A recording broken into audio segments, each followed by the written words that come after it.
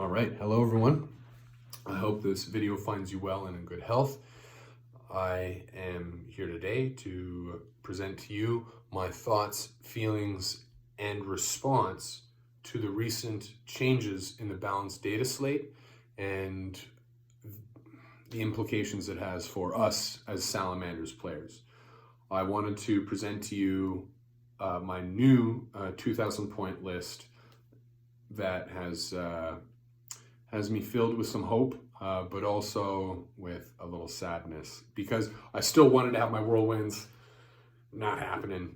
They, as you're aware, they got increased to 180 points per tank. Not good, not viable at this point.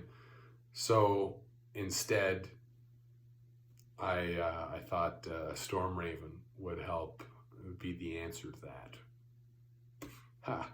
We'll see. And then, you know, the increase of the aggressors there by 20 points for a 6-man unit hopefully has been offset by your BATTLELINE troops being cheaper, right? 10 points reduction on the Assault Intercessors and normal Intercessors. The increase on the Inceptors, not a fan of that, as I'm sure every Space Marine player is feeling right now. I removed them from my list too. I only have one unit, but I got to play with them in one tournament and a few games outside of that tournament. Pretty happy with how they perform. I'd also like the price point they came at 110 previously, now 130. So still worth it for one maybe, but I also wanted to try something a little more Salamander-esque, if that makes sense. You know, fire, heat ray, hammer. So with that in mind, I hope you take the time to look at the description below this video, because that will be the actual location of the list.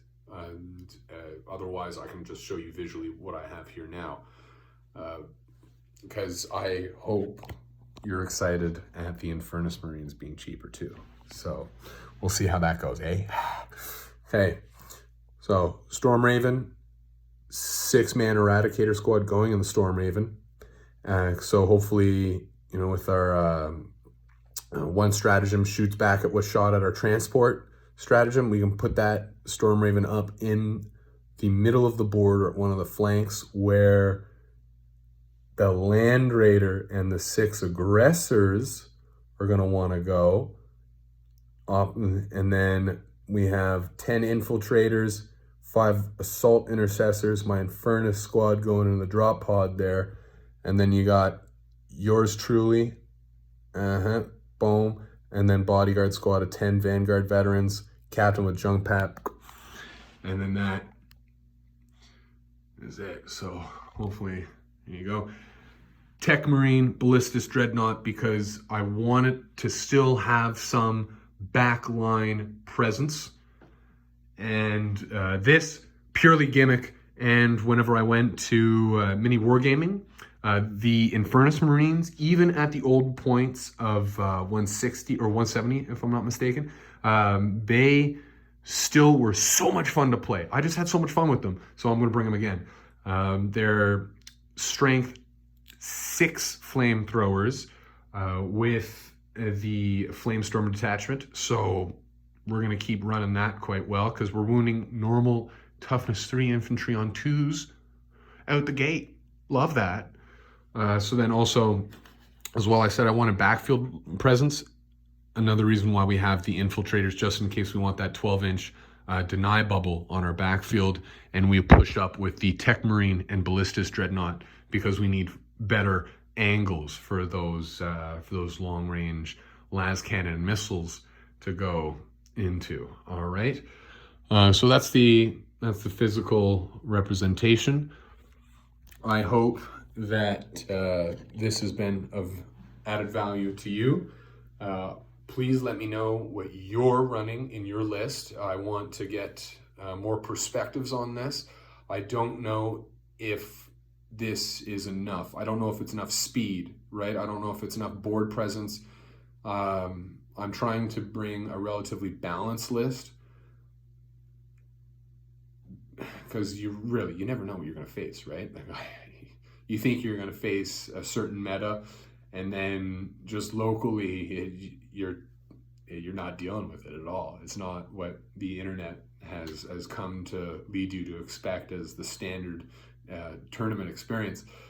So in my mind and in my lived experience, you're always best to bring a nice balanced list and try and carve out as a small portion of that list to be something that you want to play, regardless of if it's competitive or not. Because at the end of the day, this is nothing but plastic crack. It's 3D printed plastic crack, right? We need to keep that in perspective and keep in mind that this is a hobby and something that's supposed to be adding positivity or positively to our mental health. So yeah, that's it. I'm going to leave it there. I really look forward to seeing what you guys have. I had an absolute blast at Mini Wargaming. So again, I'm going to shout them out now. I did it on my Instagram, but I don't think that does them justice. It's just a bunch of words there. I will try and get back to them, call them up again, email them up, and hopefully stay longer next time. Try and carve out maybe a week instead of just 2 days. Because I would like to play Old World with them. Hopefully I'll get a Lizard Army up and running so I can play Steve and Luca with that. And maybe even Matt and Dave, if that would be within their schedules. Those, oh man, meeting them in person, it was eye-opening to get the sense of how much they were enjoying the hobby and how much like they made like their dream come true, so to speak. But at the same time, how much it is still like required for them to take it for serious. You know, like this is a day job, and we have to remember that we're trying to keep the lights on too. The utmost respect to them. They're a lovely bunch of lads, and I can't say enough good things about them. I wish them all the best, and all the success that is to come their way. They deserve it, and I just, one thing I do want to point out though is I wish the 3D printers would print faster for them, but that's nothing I can control. They've got so much printing to do, and it's, man, I don't envy them for some things, you know.